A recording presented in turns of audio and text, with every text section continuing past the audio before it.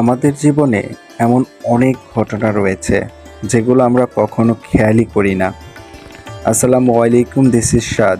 Welcome back to my channel again.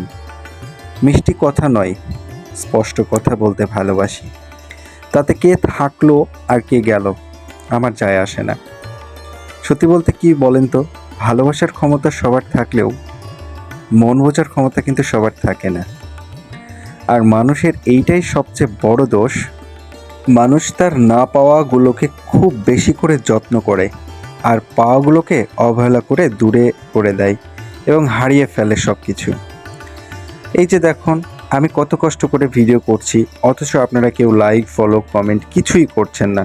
অথচ যেইগুলো আমাদের দেখা উচিত না সেইগুলোতে আমরা লাইক, ফলো, কমেন্ট নিয়ে ব্যস্ত থাকি। কি আজব রে ভাই! আসলে আপনার দুঃখ শোনা মানুষটার আপনার জীবনের শ্রেষ্ঠ মানুষ, এটা কি আপনি জানেন?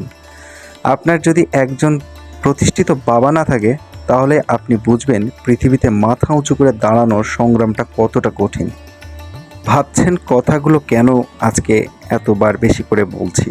আসলে এই কথাগুলো বলার পেছনে একটাই কারণ, আমি অনেক পরিশ্রম করে আপনাদের জন্য ভিডিও বানাই, অথচ আপনারা কেউ আমাকে সাপোর্ট করেন না। আপনারা যদি আমাকে যথাযথ সাপোর্ট করেন, তাহলে তো আমার এই ধরনের ভিডিও আরও বানাতে ভালো লাগবে। তো কথা না বাড়িয়ে চলে যাই লাস্ট কথায়।